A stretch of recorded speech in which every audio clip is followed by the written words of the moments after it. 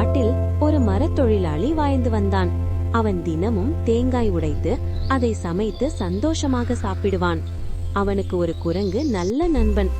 அந்த குரங்கு தினமும் அருகிலிருந்த தோப்பிலிருந்து பழுத்த தேங்காய்களை பறித்து ஒரு கூடை நிறைய கொண்டு வந்து தொழிலாளிக்கு உதவி செய்வது.